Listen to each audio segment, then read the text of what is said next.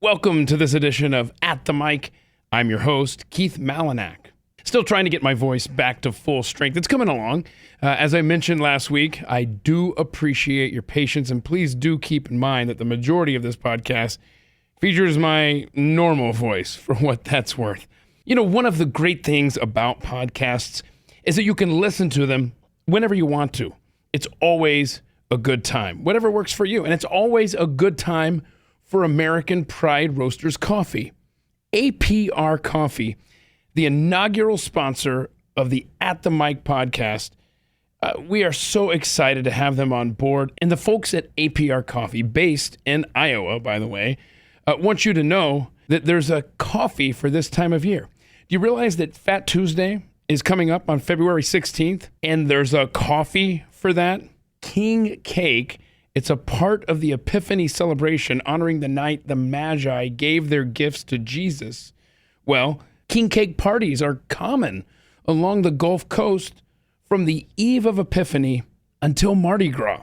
And you can order your APR king cake coffee today and get that taste of a traditional New Orleans treat with the fresh roasted blend of American Pride Roasters coffee. Head to aprcoffee.com. You're going to want to use offer code ATM, that stands for At the Mic, get you 10% off your order. You can enjoy the coffee that I enjoy when I'm sitting down to edit this podcast. Offer code ATM for 10% off at aprcoffee.com.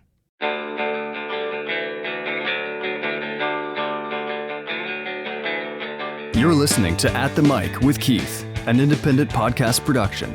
Well, this edition of At the Mic features a guy who hired me for a job way back in 2004. His name is Lee Matthews. From this conversation, Lee explains the difference between Cajun and Creole. He tells us about the tornadoes that he's witnessed from a high-rise and how shopping for a bed changed his life. He's in charge of News Radio 1000 KTOK in Oklahoma City. He's my former boss and a great guy. It's Lee Matthews on this edition of At the Mic. Lee actually was a former boss of mine. Man, what was it? It's like 17 years ago now. I've lost track. I mean, your kids must be grown by now. You know what? That's funny you say that, because my oldest was 1 year old. I remember that. When you hired me in Charleston, South Carolina. Yeah. And today she is closing in on 18. So yes. Wow. My goodness, time flies. Yeah. Wow. So speaking of kids being born, where were you born? I was born in a little town in deep South Louisiana, New Iberia, and it's not far. It's in the middle of Cajun country, not far from a place called Avery Island, Louisiana, where they make Tabasco sauce. Uh-huh. They grow a lot of peppers down there. They grow a lot of sugar. They grow a lot of, and there's a lot of salt mines down there. And then, of course, there's the Cajun culture on top of all of that. So it was a great place to grow up. But, I wanted to be in this crazy radio business. Yeah, I should have been clear at the onset here. Lee hired me. My background is radio, and Charleston, South Carolina is where Lee managed a group of stations. How many? Half a dozen there in Charleston, South Carolina? Yeah, I think we had 6. Yeah. Okay, and so you hired me, you and Richard Bachschmidt hired me for WSC Radio to be a producer / assistant program director there 17 years ago. Mm-hmm. And yeah, radio has always been in my blood. I know I've wanted to be in radio since I was 8 years old, but you have me beat. You actually wanted to be in radio since you were 5, right? 5. I'll tell you when it happened. Okay. All right. All right. On a long trip, we had a 1967 Buick LeSabre. Dad was driving. Mom was in the front. It was late at night.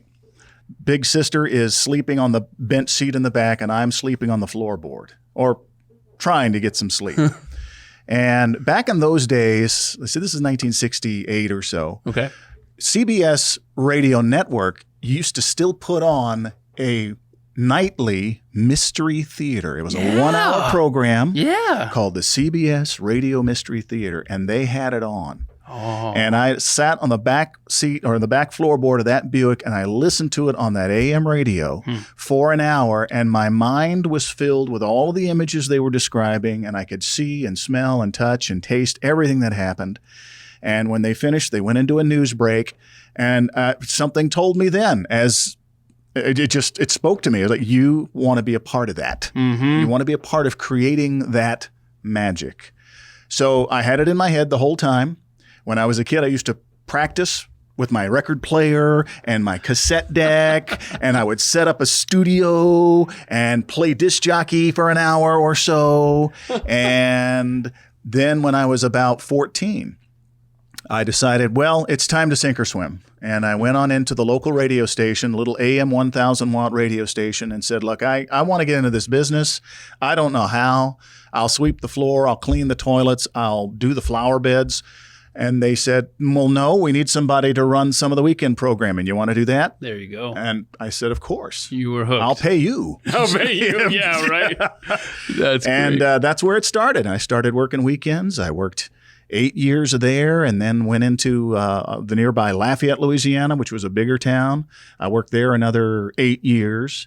I was in Baton Rouge for a little while, and then Fayetteville, North Carolina, and then Fayetteville, Arkansas, Fort Smith, Arkansas. See, you lose track of where you've been. Oh, yeah, is it not? It's like one step up as far as frequency of moves than a military brat. Yeah. Right? Oh, yeah. And I married a military brat, which... So she's used to moving. She was used to it. Yeah, she was used to it. And so, anyway, then from Fort Smith, Arkansas, Charleston, South Carolina. And that's where I met you. So, that's right. Yeah. And since then, you've been here in Oklahoma City. Yeah. That's where we are recording this at News Radio 1000 KTOK. KTOK. Yeah. And you've been here a long time.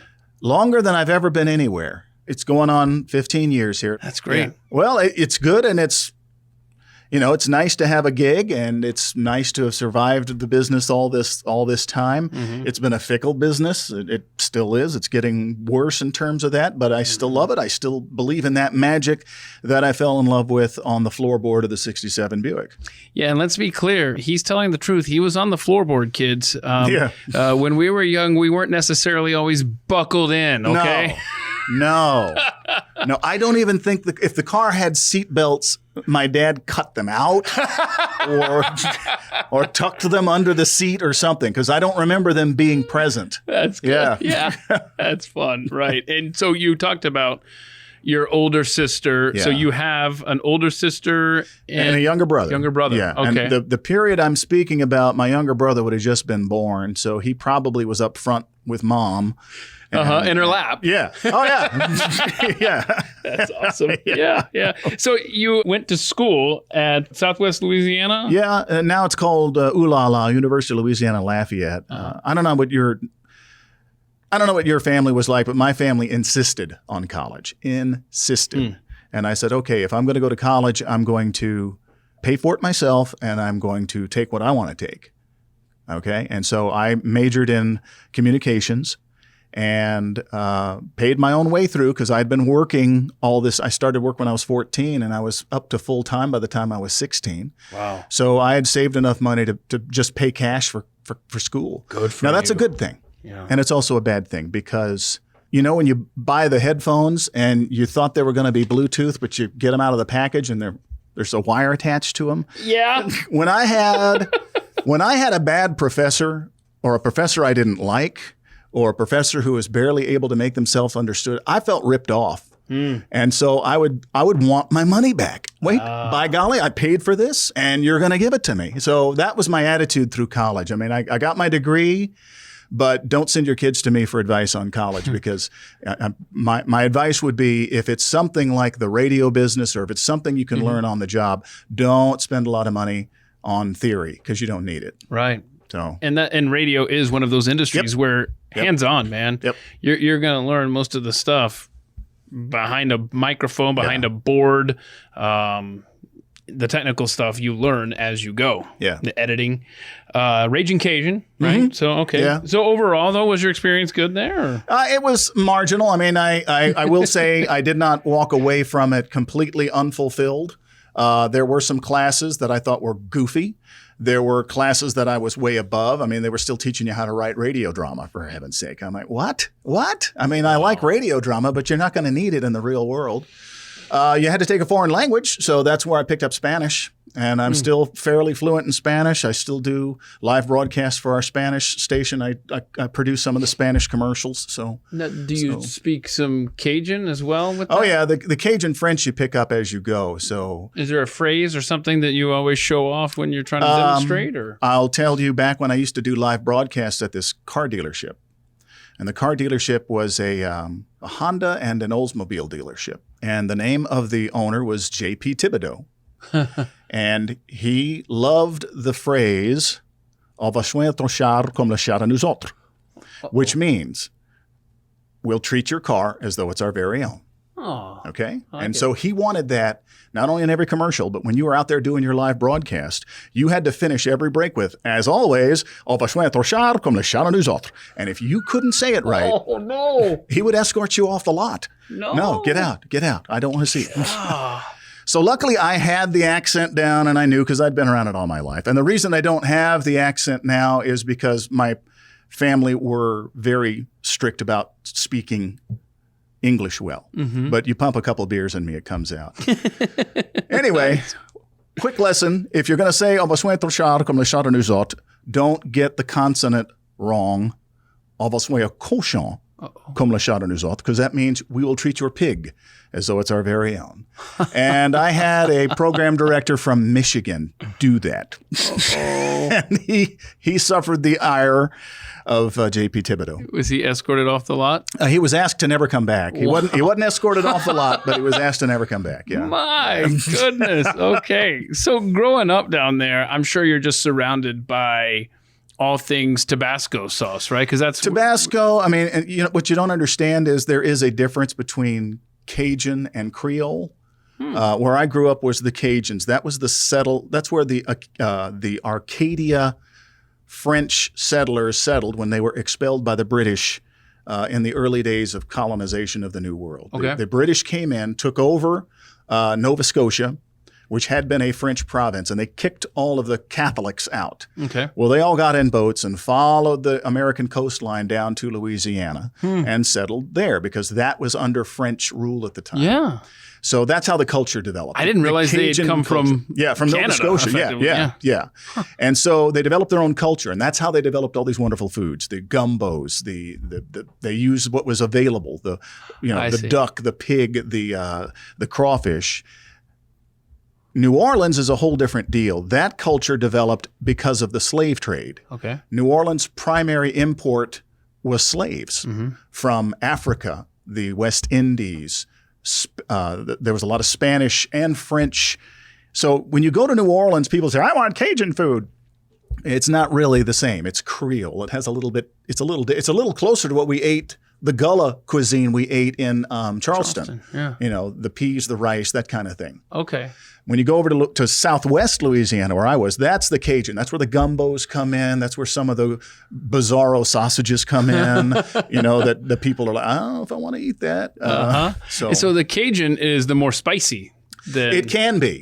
It can be, but it really is more of a flavor thing than it is a spicy thing. Okay. They use, instead of making sassafras tea out of the sassafras root, they grind it up and it's called filet, gumbo filet. And that's what gives the gumbo its flavor, is that dried up root. So Okay. that's just an example. I could go on all day about that. No, I love that. Are you kidding me? That's great stuff. Yeah.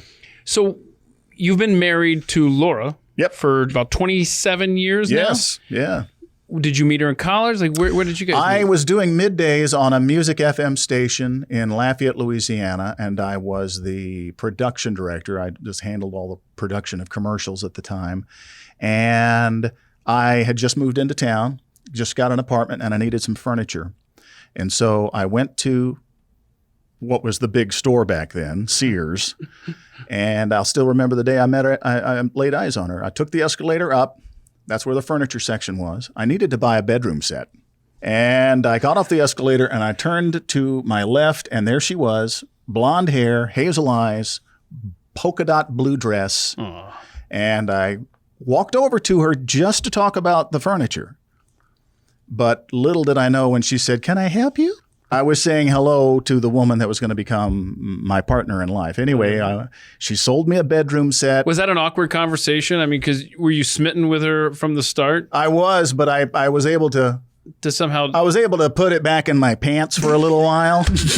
Well, I just wondered. I just could see you walking over. Excuse me, ma'am. I'm looking for a bed. Could you help me? Could you? And a lot of that happened to her. She had a lot of guys, you want to try this out with me? Exactly. That's what I was wondering. And I didn't want to be one of those guys. Right. So I want to say, I had to order some stuff, and it took 3 days for the stuff to come in. And when it came back in on the third time, she had to call me and tell me, hey, this is in. And that's when I said, let me just shoot in the dark. Would you care to have lunch sometime? Look at you. And she said, I'd love to have lunch with you. And I said, okay, let's play this safe. Let's meet somewhere. Because I wanted her to not feel like I was cornering her. So right.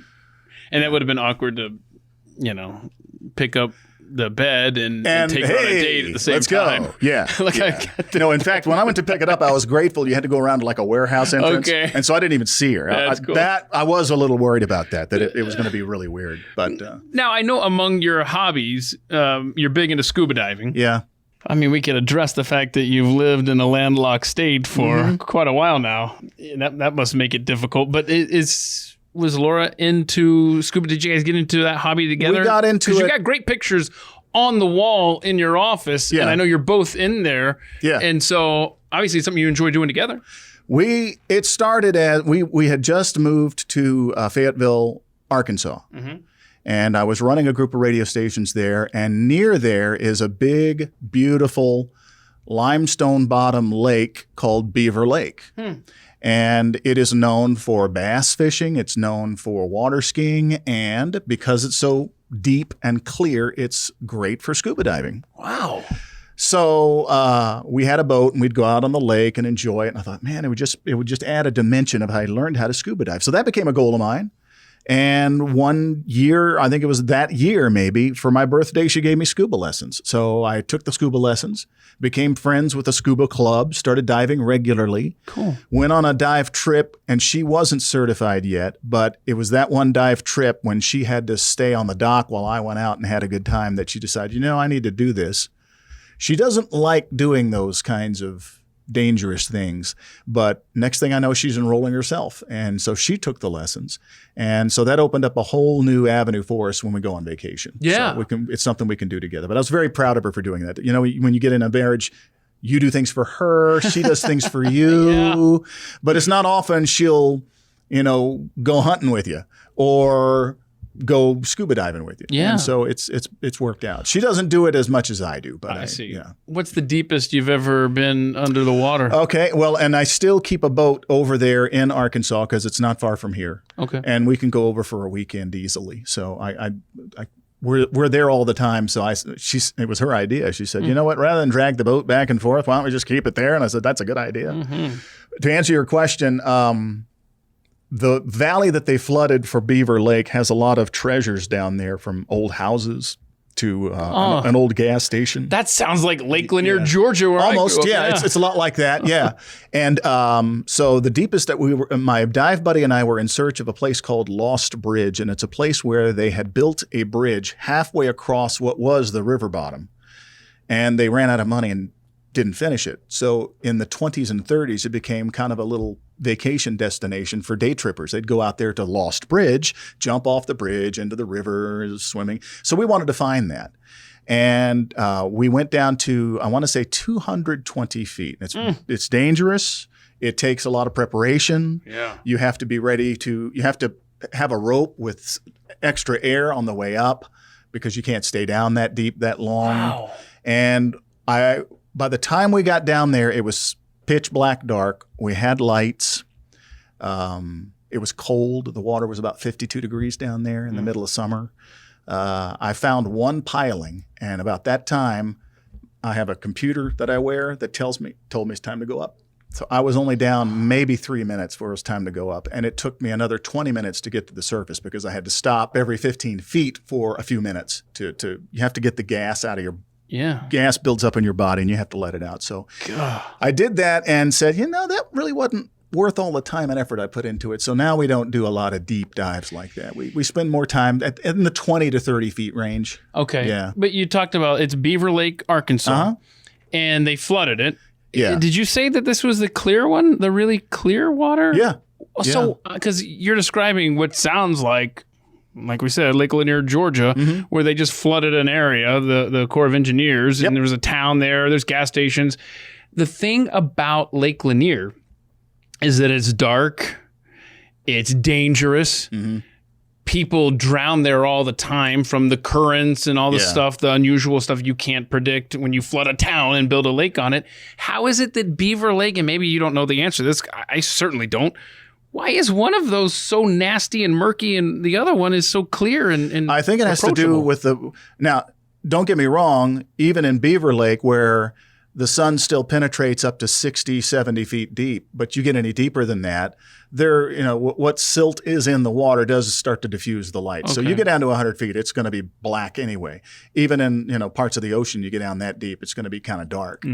But I think it's because anything and everything around that whole area is limestone bottom.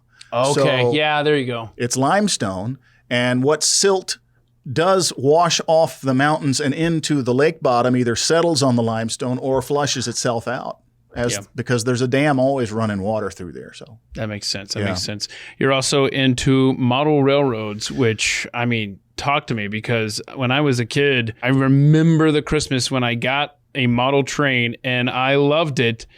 And I could totally see in hindsight how I would have fallen in love and just made that a hobby. I did not, but you did. Tell me how that worked. Well, it's been a hobby that's also haunted me a long, long time. Oh, no. Everything you need is very expensive, and there's always something to fix. There's always something to repair. You never, ever finish it. And then when you do, you get bored and decide, well, let me do this and add this and add, and the next thing you know, you're tearing it up again. So I devised my layout. I suspended it from the roof of my garage so I can pull it up and pull it down. Oh, that's pretty cool. I pull it down and mess with it and play with it all I want. And then get it out of the way. Yeah, and now with modern phones, I can pull it down and I can, when it's all working perfectly, videotape it. So I can remember what it all looks like. So it sounds like if you're constantly building and rebuilding a model train set situation, it almost sounds like it's not only a miniature version of a railroad track, but it sounds like a miniature version of, I don't know, a highway or a road or something always under construction. It's very similar. And you decide, okay, first you need to decide a period that you want to surround this layout. Yeah. Okay. Do you want the 1800s? You're not supposed to mix the two. So I wanted to pick about my childhood, which is around, and passenger trains were still running in the 1960s. And I had been on one. I'd been on one long train trip with my mom and grandparents, and I wanted to reconstruct that. And it was the old, it's called the Southern Crescent Line, which ran from Washington, D.C. down to New Orleans. And it was its own railroad before Amtrak bought it up. It was Southern Railways. So I was able to find some authentic model stock, and then I try to construct some of the things that I remember along that route on the layout. So just kind of reconstructing my childhood. So, and then my wife got into it. Oh, we can do that. And so she always puts me and her in little parts of the scenery, like we're on the swing, and then we're hiking on the mountain, and then we're in this car driving this way, that kind of thing. So okay, yeah. So she's into scuba diving with you. She's into the model train stuff with you. I didn't realize this until this email that you are quite a singer. Is she as well? Is that a hobby that y'all do together? No, okay. And I don't do it as much as I used to. I used to sing a lot in choral organizations. Wow. It started in church. I would sing in church. Yeah. And you know how important that is to a lot of worship, having good music.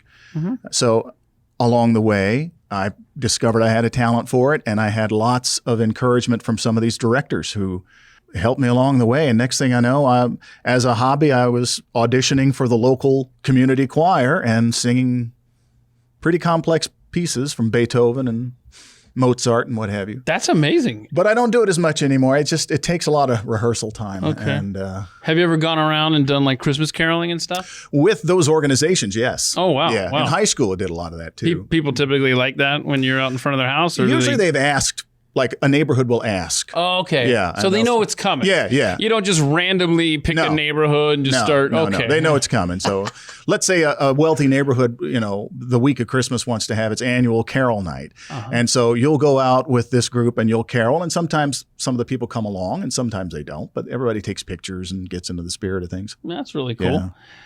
And tell me about repairing antique clocks. That is my that- accidental hobby. See, that seriously sounds, Yeah. it sounds equal parts maddening and rewarding. Yeah. Okay, so let's back up a few years. My departed father-in-law, who lived in the DFW area over in Mesquite, contracted lung cancer and passed away. He had been a serviceman in the Air Force and had spent many years in Germany. And in his free time, he and other servicemen like him discovered you could go around to some of these old farmhouses. And don't you know, back in the old barns, they would have tons of these old antique German-made clocks that they would sell for pennies just to get rid of them. And it turns out a lot of them were being hoarded because they didn't want the Nazis to get them. There would be clockmakers or families of clockmakers whose let's say the clockmaker, if he had been alive during the time of the Nazis, he probably would have been commandeered to go work in a munitions factory. So he would put all his operations in the back barn. Well, time would pass and they wanted to get rid of him. So anyway, father-in-law wound up with this collection of antique German clocks. And when he passed away, my wife couldn't let them go. I mean, she probably would have had a small fortune if she sold them because I've already since priced some. Anyway, I get them home and I decided some of them were working, many of them weren't. And I decided, okay, I'm going to get these working in honor of him. So And how many are we talking? 5. Okay. And then my sister-in-law had the other 5. And so I ended up having to take care of those 2. But digital phones had come along and it suddenly occurred to me, hey, take a picture as you take parts off. That way you remember where, because it's not like you can get an instruction manual for a 1918 style Keinzel grandfather clock with a cherry wood finish. You're not going to find that. So I started doing that. I started reading stuff about it. And next thing you know, I'm rebuilding clocks. I got them all working now and they're all keeping time. That is cool. I think one of them loses a minute a week, and that's about as best as you can hope from an antique clock. Right. So they all chime off at the same time? They do. Does that ever drive you nuts? You like the sound? No, we're used to it. Okay. We're used to it. It's Yeah. the heartbeat of the house now. And we have people come and visit. We ask them, hey, I hope you don't mind.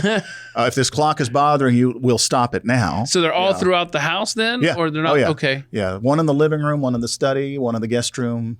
So is your house ever really quiet and all you hear is, Oh, yeah, but you hear several ticks in stereo. Yeah. and that never drives you mad like the telltale for heart me or it's something? for me it's the heartbeat. And like my mom comes to visit, it doesn't bother her. My sister comes to visit. Oh no, I like that. It makes the house sound alive. I said, okay. That's really cool. Yeah. Guns are also a hobby of yours. Yes. Yeah. So like, are we talking antique guns as well? Some, yeah. My brother and I inherited a collection of guns from both our grandfathers and our father. And when we came of age, we just decided to start looking into those guns in the gun cabinet. So we started getting them out, looking at them, researching them. Grew up in the country, so we could go out back and shoot them if we wanted. And so now it's kind of fun. It's kind of a little knitting circle my brother and I have. When we get together, we trade out. Hey, you want Grandpa's old rifle? Yeah, I want Dad's M1. Okay. And so, we kind of trade out guns for 6-8 months at a time. Oh, that's cool. Yeah. So where do you go if you're dealing with old guns? Where do you go for parts? Because I'm 0 for 2 in trying to find the perfect part for a Kalashnikov. Okay. Yeah. And I've ordered it twice from Russia on eBay, and each time it's the wrong thing. So is there a website we need to know about that you get this stuff from? I started, and I'm sure you in Dallas have them too. We probably have a gun show every weekend here in Oklahoma City. That's a good idea. And that's where I started. Yeah. And I brought the particular gun that I wanted to work on. And I brought it in, and of course they think you want to sell it. And of course I could have sold, I had a little 22 over under 410. I could have sold, maybe it was purchased for $25. I could have sold it for $400 probably. Anyway, I needed parts for it and I couldn't find them because the company's long out of business. And I just said, look, I need to find parts. Yeah, go on over and talk to so-and-so. He'll know. Yeah. So I go over and talk to so-and-so, and then he'd say, well, the guy that I normally deal with is not here, but here's his business card. Okay. And some of these guys are cash only. Some of these guys are, yep, you want one? Send me a check. I'll send it to you. And you got to kind of trust them. But I've never had one do me wrong. That's cool. And the antique clock business is kind of the same way. When you need a certain part, well, so-and-so in Denver's got it. Okay, you got his website. He doesn't have a website. He don't do internet. No. And then you call him, send me a check. I'll send it to you. How do I know it's the right part? Well, if you don't like it, send it back, and I'll send back your check. Wow. You're just like, Okay. I'd really feel better giving you my credit card number. Nope, nope. But that's where I'd start. Okay. That's where I'd start. Yeah, and I don't think you're going to have any problem finding either a reproduced part here in the U.S. or some guy at that gun store has so many of those, he's got the part right there. Yeah. From an old rifle. He'll just walk in the back and bring out the box and say it's in here somewhere. Yeah. That's a good idea. That's a good idea. Yeah. Okay, so you guys have 2 cats. I mean, are you cat people? In general, I like cats. I like dogs. We never had a dog together. We've had a number of cats together, and it's just they're easier to move. And we were moving so much. Yeah, and a cat just seems more adaptable to that. That's a great point because I mean we had a high water mark of 4 cats at one point. I mean maybe we weren't all mentally there at the time, but no, that you're absolutely right about them being easier to move. And the reason we've had the 1 cat before, and we found that finally with 2, they do better when we're not there. Because they can entertain each other. They're less anxious when we come home. So see, that's interesting because when I was in college, we had 2 kittens. And I got tired of the garbage can always being knocked over and dragged out and stuff. And I set up a camera. I'm like, I'm going to figure out who's doing this. And of course it was Gert, the troublemaker. And then Zoe would just, her sister would just watch her and stuff and play with eggshells as they came out of the garbage can. But so you find that they keep each other, I guess, calm or do they get into trouble more? No, I think mine keep themselves calm. Well, look at they chase they chase each other around. They play with each other, and but they don't. I don't ever have a problem with them getting on things. See, look at you. You have gentle creatures because now as you're telling the story again, I'm thinking as a kid, my mom and I left the house for 10 minutes.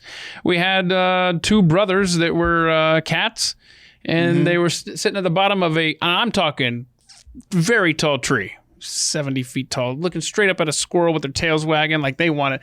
And we thought, okay, good luck. Yeah, guys. Yeah. We came home and the squirrel was dead in the driveway. we just raised troublemakers, I guess. I don't know. But I do love cats as well. Currently don't have any. But I don't know. I think I'm more of a dog person now. I don't know. And then, when you adopt a cat that's full grown, I'm not saying don't. But a lot of times they've developed their own set in their ways, right? Yeah, they have. If you adopt a kitten, it can get to know you, and learn that way. I think, but I'm not saying don't adopt because I'm a big animal shelter guy. Yeah, me too, man. Yeah. Your favorite music genre? That's very difficult because I've been in the radio business and I like. Honestly, I like all forms of music. I can find a form of music that I like if it's got music, if it's got tone and medley and poetry to it, I like it. So I can't pin you down it's difficult. On one specific genre it's difficult. Go-to. I like, I was even in oldies radio for a while just because I like oldies. What are the musical genres that you've had to be a DJ for? Well, first of all, there's what we used to call light rock. That's where I started in light rock.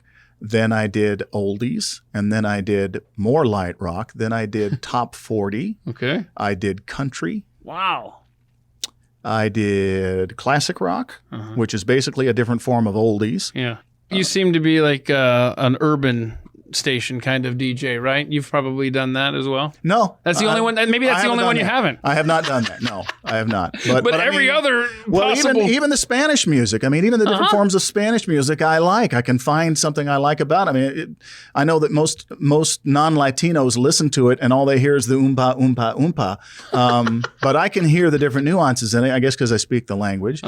Growing up, we had the Cajun French, which is basically every song is a waltz. Yanka, tanka, tanka, yanka, tanka, tanka. Every song is a waltz. But when you hear the music and you know what the poetry is saying, it's different. I even didn't think I liked reggae. Okay. And I was down in Turks and Caicos on a business trip, one of these radio things where you go down and do your show from their resort. And to prep the show, it takes a couple hours. I'm sitting in this bar prepping this show because it's the only place that had internet access. And I listened to 2 hours of reggae, which everything is a 1-2 beat. Oom-da, oom-da, oom-da, oom-da. And after about an hour, I was starting to get into it. Okay. So, wow, look at you. So you could put anything on and you'll adapt. I will. I'm trying to think if there's anything I just absolutely despise in terms of music. And I can't really think of anything. Okay. I can't. Yeah. So, what's the last song you played on repeat then? You're going to laugh at this. Probably. I was building a playlist of songs that I remember when I was younger that you don't hear anymore. Oh, that's fun. Yeah. Okay. Mm-hmm. And back in the 70s, Paul McCartney, I mean, everybody knows, someone's knocking at the door, but a lot of people don't remember his Back to the Egg album. And I had that album. And on the tail end of that album is a folk song he wrote about where his farm is in Scotland, and it's called Mull of Kintyre. And it's the Mull of Kintyre is an inlet into the Kintyre province, McIntyre, son of Kintyre, son of Kintyre. So that's where his farm is in that inlet. So, and I had forgotten about that song when I was going. Well, I was on the playlist, building the playlist, and I go, Back to the Egg. Yeah, I remember that. I forget what this song, and I started listening to it. I fell in love with it. So I had to add it to the playlist. My wife heard it. I love that song. And so we sat there and listened to it. And what's the name of it again? Mull of Kintyre. Mull of Kintyre, yes. Oh, I'm looking for that. Yeah. One. Okay. You much of a reader? Do you enjoy? Okay. Yeah, love reading. So what's your favorite book ever then? I think it must be the Master and Commander series, but specifically from that series, Far Side of the World. And that's the series of books written by the British author. His name escapes me, but he wrote so beautifully. And it was the type of reading that wasn't exactly light. You would have to have a dictionary with you because you'd find 5 or 6 words that they don't use in the language anymore, and you'd have to look them up. But I never, ever learned so much reading a book and having to look up those words. How old are these books? I think the last one was written in 1985. And what is it about then? It's about a commander in the early 19th century Britain. He's a commander of a vessel in Her Majesty's Navy, and his best friend is a doctor, a physician, who is also a secret agent for the Admiralty in Great Britain. Wow. And because it's a man of war, he is the ship's doctor, but while he's on all these missions with Commander Aubrey, he is sending back information on, and they're always battling the French, and they're always going to exotic ports, but it's full of old language that you don't use anymore. It's full of a lot of nautical terms. In fact, I'm almost certain I learned to sail reading it because I'd have to look up what all these terms were. That's awesome.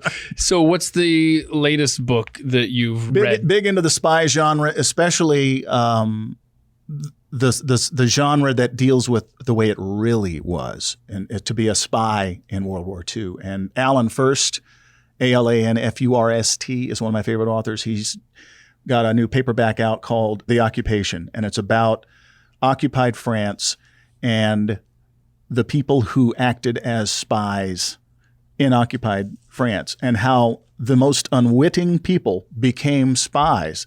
And I mean, it could have been a hairdresser. That sounds very cool. A hairdresser, a writer, because he had permission to travel, so he had the ability to transmit messages.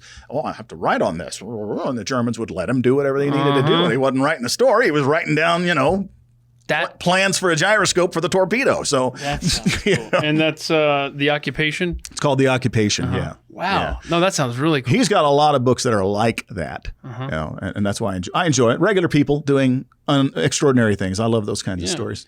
Now, this next question, I've started to ask, what's your favorite app? Now, your answer at first blush may sound like something that radio geeks would really like. Yeah. But I don't know. It sounds pretty cool. What is it called again? It is a editor. It's a sound editor app. And I have to look it up real quick. A Twisted Wave. Twisted It's called Wave. Twisted Wave. I use it all the time. Just for radio stuff? Radio stuff. I use it when I'm on vacation and I want to edit a piece of music to put on a video. Yeah. I can do that. That's cool. I mean, it does. You and I use a thing called Adobe quite a bit. Yeah. Well, it's almost like a smaller, lighter version of Adobe there on your phone. You can flip things, edit, cut, repeat. You can do all kinds of things. When you told me about this, I thought, man, this sounds like something. That sounds like a must-have for audio guys. Is it tough to edit though on your phone, or it do you have can to be use a challenging. stylus? Or? No. I mean, my fat fingers can do it. Okay. Okay. Expand. Very Yeah. cool. I got to Yeah. check that out. Yeah. Twisted Wave. All right. Favorite comfort food is the exact same as mine. I mean, you can have this. This is the food. Please tell us. I will have bad pizza and enjoy it. Mm-hmm. I may complain about it, but I'll enjoy it. Wow, that piece tastes frozen. Let me have another piece. Yeah. I mean, and Totino's, let's admit, is underrated. Yeah. And it's cheap. Yes. So, but yeah, I'm with you. I mean, you can have. It's a quick food. Yeah. It's like you can eat pizza. It's balanced. And do something. Oh, it's Yeah. absolutely balanced. Yeah. I've heard it said, it has all the main food groups, right? It's got your breads, right? It's got your vegetables. It's got your fruits, if you want to count tomatoes. Yeah. Or pineapple, if someone wants to go that route. Yeah, that's a sacrilege in my view, but okay. I got you. Yeah. It's got your dairy, obviously. It does. Yeah, it does. And everybody says that it is fattening. Yeah, if you eat the whole thing. You can just have a couple slices and you're not breaking your diet. So, Right. And could you say that about anything? I mean, Well, fill in yeah. the blank is fattening if you eat the whole thing. yes, my wife is always coming up with, this is fat-free, this and fat. I'd rather have a tablespoon of real cream than a half a gallon of skim milk. So, That's fun. Yeah. Being in the radio business, you've probably crossed paths with celebrities along the way. Any of them that stick out over the course? Because, I mean, what year did you first get into radio? I got this is back when you still had to have a license and you still had to take a test to get the license. And I was in New Iberia, Louisiana, so the closest place to take it was New Orleans. Oof. So I had to go to New Orleans and take the test, and that was in April of 1983. So, Okay, so quite a while. Anybody stick out over the almost 40 years here of meeting people? People ask me that all the time, and hands down, number one, the day that I was stumbling over myself and stammering over myself because I was so nervous to be in his presence was the day I met Glenn Beck. Aha! I'm kidding. Oh, I was going to play this for him. My boss. Ray Charles. Ray Charles. Nice. I met Ray Charles. I want to say he died later that year, but he was in concert where I was living at the time, and I got to introduce him. And I got to go backstage afterwards and meet him. And the people that were backstage with him were also so in awe. And he was escorted back into the room where we were going to take pictures with him. And everybody was being very quiet because we were like, oh, wait, this is Ray Charles. This is really Ray Charles. And he said, why y'all being all so nice and polite? Y'all can talk. That is awesome. Yeah. That's cool. And I said, hey, it's just a great pleasure to meet you. You were the one that introduced me. You did a good job. Thank you so much. And, he would do his head wave back bobbing, and forth when he talks and everything. Yeah. That's really cool. So I guess he's number one. Okay. He's number one. But I've talked to a lot of them over the phone. And it's It's kind of odd. You know that sometimes they're in a bad mood because they have to do this radio thing and they're talking to these guys again and again and being asked the same questions again and again and again. I always try to hit them with something that's not on the script so they can lighten up and open up. And a lot of times that's what they do. So Dolores O'Riordan, who was the lead singer of the Cranberries, God rest her soul. Yeah. I was coming on the line to interview her, and I heard her complaining to her manager, saying the same things over and over again. Oh, you know, with her Irish accent. I said, well, Dolores, I'm not going to hit you with that. I want to ask you about your horses. And she lit right up. Nice. Talking about her horses. There you go. Yeah, and I probably spent, I think I had her on for 10 minutes, and a good 8 minutes of that was talking about her horses. How great is that? Yeah. That's really cool. That actually reminds me of, it wasn't during an interview, but I used to get the guests and the callers on the air for Glenn, for Glenn Beck's radio show. And I remember one time we had Jeff Foxworthy on. And those two in a room. Good Lord. Well, yeah, it was a fun interview. And he was on the phone, and so I had to call him. All right. And I grew up in Atlanta. Yeah. And he was a local comedian there before he made it big. And he hosted a local version of America's Funniest Home Videos, and it was called Atlanta's Funniest Home Videos. And so when I got him on the phone, I said, hey, it's great to see a Georgia boy, do great. I remember when you hosted that special, Atlanta's Funniest Home Videos. And he said, I have done so many interviews and so many media junkets in my life. Nobody has ever brought up Atlanta's Funniest Home Videos. That was my fun moment with Mr. Foxworthy. Okay, so if you could go back in time, who would you want to meet? That's easy. My dad passed away when I was very young, so I would want to meet him not as I remembered him, but before he and my mother were together. I would like to see what he was like as a young man, because there were many times when I was growing up, I would want to see him at the awkward stage where he's trying to figure things out too, because when I knew him, he was dad and he had it all figured out. You didn't mess with dad, He was that kind of dad. But I would have liked to have seen him when he was trying to figure things out. And when my grandfather, his father, passed away, one of the things we got was this big drawer full of old black and white pictures. And we just, my siblings and cousins and I, over the next 10 years, spent I don't know how much time just trying to figure out who these people were in these pictures and where they were. Yeah. And we were able to, over about a 10-year period of time, piece together the gaps in the years that Dad had told me about versus what he hadn't told me about. And so it was kind of an interesting way, and I guess maybe that's why I feel this way, because I've seen the pictures of him when he drove a rice combine in Eunice, Louisiana. I've seen the pictures of him when he was welding on a pipeline down in El Paso. Things like that I never knew about. He never told me about. And I'm like, what? Yeah. So anyway, that's what I'd like. And that's what I bet. That's what got my interest going. Yeah, so. I can understand that. Absolutely. Do you have any interesting talents that you show off from time to time? I don't show it off from time to time, but I always joked with my wife that if we had a daughter and the boy would come to the door to take her out, I would meet him with a banjo. And son, you want to take my daughter out? Got to join in a number. And I mean, just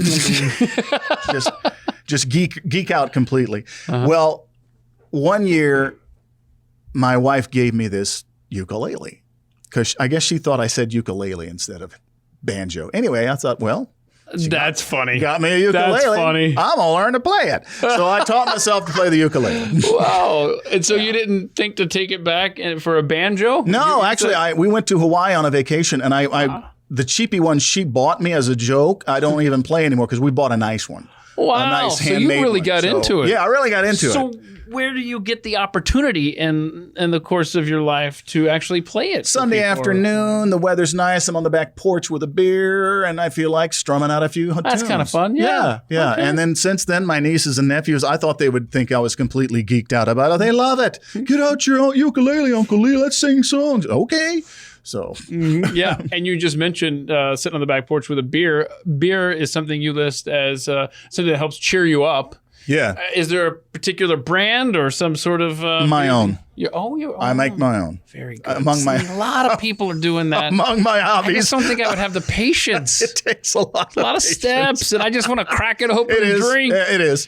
It all started. Oklahoma doesn't have the goofy laws we used to have, but we used to have the goofiest alcohol laws. Oh no. 3-2 beer. You couldn't get regular beer cold.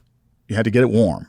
And so a lot of the major breweries would not even sell anything other than 3-2. So I couldn't get Coors or Coors Light full strength. I'd either have to drive down to Texas and buy it or drive over to Arkansas and buy it. And then one of my favorite brands. Let's be honest. Who's driving to another state for Coors? I was. Okay. Yeah. Wow. I was easily. That wasn't hyperbole. You're being serious. No. Wow. Okay. Well, I gotta go to Beaver Lake. While I'm there, let me pick up a couple cases of Coors Light. So, well, that you know what though? That's the equivalent of before Dorothy Lynch salad dressing in Nebraska was everywhere. Whenever you'd visit Nebraska, you'd load up with a Dorothy Lynch and take it back with you. There was another brand I fell in love with when I was at an Oktoberfest celebration, and it was made out of Munich, and it was their Oktoberfest brew, and I kept a couple bottles of it. And so when I decided, before they changed the laws, what they changed about 2 years ago. So now we can get everything anybody else can get. But at the time I started brewing beer, I thought, I'm going to replicate that taste, that Oktoberfest taste. So I did. And I've tweaked it and improved it to the point now where I actually put it in a keg. I have 3 kegs in rotation, and I keep them down in my storm shelter. And I have a keg chiller. So I have beer on tap. Come on over. You can have some. Yeah. Okay. I like that. It's great when you cut the grass, you make a pass with the lawnmower, you get a sip of beer right out of the tap. It's ice cold. It's fresh. It's fizzy. Oh, my goodness. Yeah. And you just mentioned having a storm shelter. You live here in Oklahoma. Have you had encounters with tornadoes here? Well, the weather is always trying to kill you in this state. It's always trying to kill you. If you're not in the middle of God's holy trousers hailstorm with golf ball size hail, you're in an ice storm that's pulling your tree down on your house. And if you're not in that, you're in, we've had earthquakes. Yeah. I've been through my first earthquake here. It was a 4.0 on the Richter scale. We're on the 11th floor of a building right now. Were you in it, in this building on this floor when that happened? Or? No, I was at home. Okay. Yeah, I was at home. And it sounded like a helicopter was landing in the backyard. And then the whole house was vibrating with that frequency. And my that happened to me in Charleston, by the way. You were there for that earthquake? Yeah. Well, no, there were several. Yeah. I was in the wrong part of town. I didn't get to feel the one that everybody else felt. Okay. I felt a more localized one. No, I remember reading about that and thinking, I knew that Charleston had earthquakes because there is a fault line there that I don't think had erupted since right 1900. After I was going to say after the Civil War. Well, no, and the only reason I know it was an earthquake that I experienced is I went out in my driveway and I looked over and my neighbor was standing in his driveway and we looked at each other and we went, was that an earthquake? Yeah. So anyway, sorry to interrupt. So that was the earthquakes. Okay. But tornadoes, I think I was here within my first 6 weeks, we had a tornado that touched down in El Reno, which is about 10 miles to the due west of here, but you could see it from here up on the 11th floor. Yeah. And the tornado, it was the weirdest tornado ever. It touched down in a pasture, and it just stayed there for maybe 10 minutes, just swirling around that pasture, going around in circles. Was it targeting a particular cow or something? No, it was just, and people within that square mile of that pasture were just lining up and taking pictures of this tornado. Goodness. And it stayed there and stayed there and stayed there. It was showing off. And it was the perfect V-shaped, Toto, we're not in Kansas anymore tornado. I mean, just like that. And then it just gently swirled back up into the sky. It was a photo op. It was. And I interviewed some meteorologists after that, who were up here in the studio and from OU School of Meteorology, and they were telling me it's a tryptoplan type of storm. And I said, well, what does that mean? Well, normally they swirl clockwise. This swirled counterclockwise. Oh. And I thought, and that doesn't happen very often. And I said, well, I wanted to know who got in the middle of the tornado to figure out which way it was swirling. But right. Anyway, then there was one day, I'm sitting in my office. It was a nice day, maybe a little cloud cover like what we have today, and I get a beep. There's a sales manager down on the floor below me. Are you looking out the window? No, why? Oh, look out the window. And I turned and I looked out the window, and there was a tornado. It was probably an F1. Not very big, but it had just dropped out of nowhere. And right outside the window. Right outside the window. It swirled across the parking lot.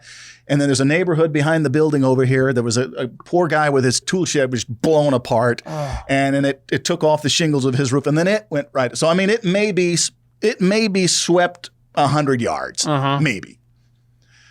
And then there was the big one that everybody remembers around here. They just call it the May 13, the May of 2013. And that was the F5 that touched down in Moore, basically on top of an elementary school. And I mean, just stayed there for a few minutes and ground everything to bits. Killed, I want to say 5 kids and a teacher. Yeah. Then it swept to the east. And for a long, long time, you can't see it anymore, Keith, but when you drive south, right when you get to, I want to say it's the 4th Street exit. From the 4th Street exit to the Walmart, that was the path. And it's about a mile wide path. And the interstate goes north-south. It swept west to east. But that whole part of town, other than the movie theater that's still there, was flat, just flat. Houses, trees, everything, flat. So it was a grinder. It was a big one. Describe that one. Did you get to see that one? Or? The curious thing about that one is our meteorologist partners here were so good at it. They knew, okay, the conditions are going to be right for a tornado this day. And that morning, okay, it's still on, and we've narrowed it down to between 3 and 5 p.m. Then at noon, it will be between 3 and 3:30. And at 3:13, it touched down. Man. So we were all watching. Okay, 3 o'clock. I see the weather starting to boil up. And we all went over to the south side of the building because we can see outside. On the 11th floor. And sure enough, we saw the cloud build up. We saw the funnel develop in the sky. We saw it touch down. And within seconds of touching down, it just grew into this huge cloud. And at that point, you couldn't tell it was a tornado because it was so big. And we just sat there and watched it move to the west.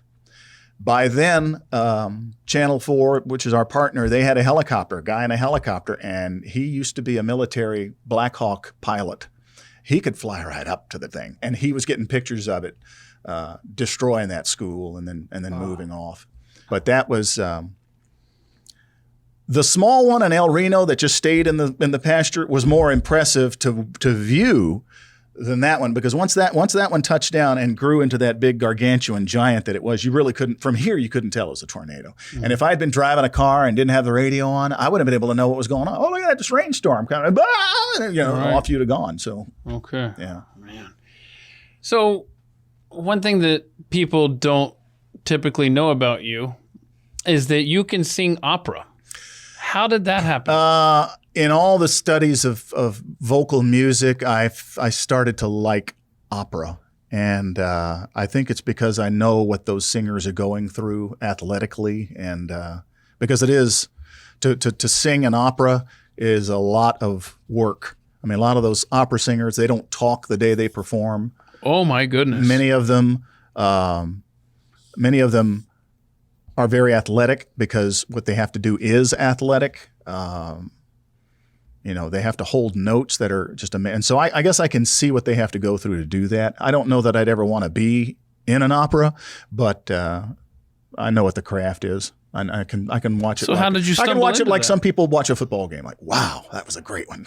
Okay. Great aria. So at what point in your life did you go, I can do this? Like, did you in the shower, or were you in a play? I always sang. Even as a kid, I liked to sing. Okay. But we've never seen you anywhere in a mask, Phantom of the Opera, or anything like that. No. It's just that you could. Weddings. I started doing weddings too. I'd sing a lot of weddings and things like that. But again, I haven't done that in a long time. Okay. It takes practice. You got to really keep up with it and keep practice. And this job is so goofy, I don't have time to do. Well, I'm not willing to make time to do that. I got you. When I get home, I want a beer. And my cats. So. Yeah, I got you. And ukulele. Yeah. And ukulele. Yeah. Okay. So let's do memories here for a second. Let's take us to your 9th grade gym class, which this memory doubles as your most embarrassing moment. This is. I don't know how your high school was, but we all had to wear uniforms. No. And even though the girls and the boys at this point were separated, the gym had this big folding door. So you would open the gym class with everybody on the floor doing calisthenics. You do burpees, you do push-ups, and the gym teacher walking up and down, blowing the whistle. And then came the sit-ups. And I don't know if it had been the lunch I'd had that day or what, but everybody's quiet because everybody's miserable. Yeah. 1, 2. And that's all you hear is, the echo. 1, 2. And then you heard the loud trumpeting flap of my bottom, letting out the loudest gargantuan fart. And it's 9th grade. This is echoed throughout this cadaverous gym. And then everybody laughed. And they knew it was you, huh? Yeah, as hard as I tried to. Wait, who let that was out? that? Wasn't me. I don't know who did that. Looking They're looking right at me. But like I said, this is 9th grade. This has got to be tough because, you said the girls were in there too? Yeah. Oh, no. Because you would start with the girls on one side, the guys on the other. We're doing calisthenics. And then when it came time to do the various gym activities, whatever it was, basketball, they would close that folding door. And so the girls might be doing tumbling on the mat. Okay. And then the boys would be playing basketball. And I understand why they did it, because I would have much rather gone over and watched the girls tumble on the mat than play basketball. Okay. But yeah, that became, it took me. Did you get a nickname out of that? No, but it took me 6 or 8 weeks to live it down. I bet. Because I was coming in and out of the locker room. Oh, there's that boy Oh, there's Mr. Loudpants. Yeah. Okay. All right. What's your earliest memory then? People don't believe me when I remember my 3rd birthday. I remember my sister woke me up and said, "You're 3 years old. Come on in and open presents." How cool is that? And I was, blurry-eyed, and I remember I was in footy pajamas. And but I remember things like that. And people say I'm not old enough to remember being 2. But this was 2 going into 3. I remember landing on the moon. Oh, wow. I remember. Just to be clear, you didn't land on the moon. But I remember watching it happen. So, okay. It was one of those things, and it was late at night, and Mom and Dad woke us up because they wanted us to see this. Right. And then we're staring at this blurry black and white image, and big deal. And it wasn't long after that, the splashdown, which to me as a child of that age was much more impressive than watching it. Yeah, I bet. Okay. So thinking back over your life, who's had the biggest impact? Definitely my wife, because I think I've learned, I know that's cheesy to say, but she has taught me more. I like to think I've taught her as well. And we talked earlier in the program about, when you're in a marriage, you should be doing that. There should be an exchange of ideas, an exchange of habits, an exchange of comfort zones, where I've got her to step out of her comfort zone. She's got me in many ways step out of mine.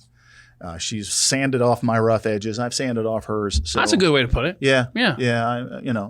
I'm a different person than I was, but for the better. Okay. Because of her. So that's good. That's cool. Anything you want to accomplish in your life? I've never been one to try to look back and say, gosh, I should have done this or I should have done that, because for whatever reason it didn't happen. But I still, and I'm also not one of these, bucket list, because that means you're getting close to it. So I don't do that either. I used to want to learn to skydive. Lovely wife has forbidden that, so that's not going to happen.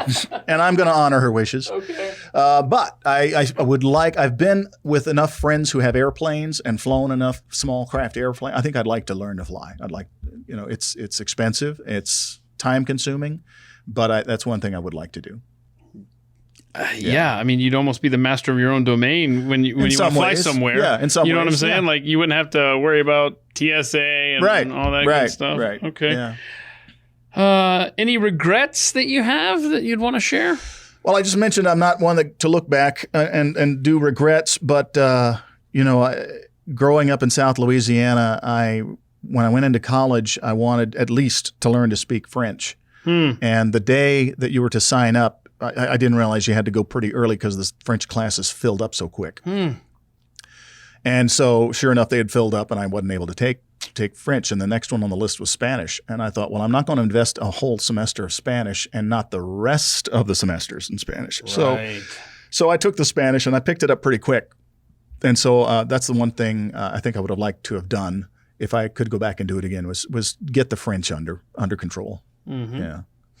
One of the things you'd mentioned in the email is that you would have liked to have the opportunity to go to Europe as well. Yes, right? yes. And we're still looking to do that. Okay, my good. wife and I. Yeah, she was an Air Force brat, so she lived in Germany for 2 years. She lived in England for 5 years.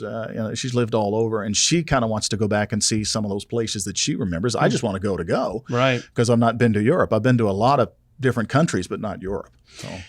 Has anyone ever told you that if you close your eyes and listen to you speak, that at times you sound like Tom Hanks? Am I the only one with that observation? You know what I used to get a lot of?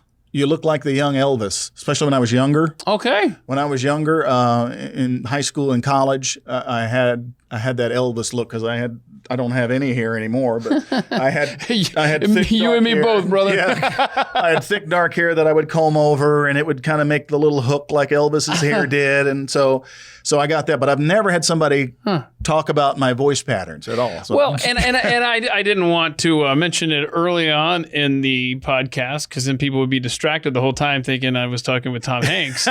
But it's just something that really jumped out at me early on in our conversation. So I thought I would at least point that out to see if anybody else has had that observation. No, honestly not. But I used to get the Elvis. Yeah. But did you get did you work on an Elvis impersonation to go with the look? No, I didn't have to. Everybody was doing it at that point. That was, that wasn't long after his death, and everybody was doing the Elvis, the Vegas Elvis and all that. Okay. One time when I was out with friends, and this was in college, there was a bunch of girls along, and one of the girls said, "You look just like Elvis." I said, "Well, thank you." And I broke into, it was close to Christmas time. I broke in, and don't you know, the whole bar started singing along with me Nice. and doing the. That's awesome. Did you get free drinks out of the deal? No, I met the girls and it didn't work out. But, so that happened once. But in the radio business, it's a little freaky. You get comfortable with not having people see you. Right. And I have been doing this afternoon talk show now for going on 10 years, maybe 11. And I was at the meat counter the other day. And I didn't know this guy from Adam, but I mean, it was as simple as, I need a pound of ground meat. And he went over there, got the ground meat, wrapped it all up, handed it to me and said, "Thank you, Mr. Matthews, and enjoy your show." And I mean, it was just let me have a pound of ground meat. He recognized me by voice. That was wow. I did that to two sports talk show hosts in Atlanta on MARTA, going to the Falcons or Hawks game, something like that. And they were in the seat in front of me. And I just recognized their voice, Max and Morgan, you know. And I wanted to say, I actually did. I said, "Hey, Max and Morgan," and they were cool about it. But that's got to be that moment of, wait, how do you know? Oh, there, okay, that makes sense. Yeah, but you're absolutely right about not being in radio. In fact, one of the reasons I got into radio is so that you wouldn't have to see face to face. It's almost like behind the curtain type thing. And I always wanted to be in radio, not because of that. I just wanted to be a part of that magic, that soundtrack. Yeah. One of my favorite movies was American Graffiti because of the relationship that Wolfman Jack's character has with the audience. And if you notice in that movie, there's never a time where Wolfman Jack's not playing in the background. I wanted that. I wanted to be that soundtrack. I wanted to be the one supplying that entertainment. When I got to college and had to go through video courses, because that was part of it, that was one of my biggest disappointments, was working in video and television. I mean, I can do it. I can do the editing. I just hated it. Right. I hated all the other aspects of it. I thought to myself, I could have this whole piece, a 4-minute piece, put together in probably less than 4 minutes, and edited down and ready to rock, because there's so fewer aspects to deal with. I am right there with you, because part of getting the same degree at the University of Nebraska was taking these television production courses. And a lot of people say, "Oh, that must have been so much fun, doing like a newscast and, doing sports and weather and all this stuff." No. And the directing is I just want audio. Right. Just give me audio. White balance. Just turn the thing on. We could talk about radio for days. Yeah. And I do want to circle back to something that you said in that vein. You said really early on about how your room was set up with turntables and stuff like that. Yeah. I think every radio geek like us that knew from an early age what they wanted to do for a living spent their childhood just playing radio station in their bedrooms or in their basements, and had the setup where I had, I had two little boom boxes. I had a different little cassette recorder that I would use. I mean, it's like our rooms were just they were radio consoles. Yeah. Yeah. As long as I put everything away, everything was fine. Mom didn't mind. Oh, your parents made you clean up? Yeah, made me clean up. But I had a little system down, and okay, well, I needed commercials. Well, I would go and record the audio off the television. There's my commercial. Awesome. There's my commercial set right there. Grandparents one year gave me one of these little amateur weather stations, so you could. Now I can do the weather forecast, and so all that stuff. See? And we would have hurricanes come through down on the Gulf Coast. Well, I would get out my hurricane map and pretend I was doing hurricane coverage. Yeah. So, and back then you would give longitude and latitude. So, I mean, it was really right. I think I got my sense of timing down. I think I got my ability to think on my feet down doing all that because it was practice. And see, for me, you talk about being the entertainment for an audience. I mean, the only audience I had was my mom. I would make these talk shows in my basement bedroom in Atlanta and then put it on a cassette tape, and she would just listen to it, God bless her, on the way to work and back. Oh, that was such a good show.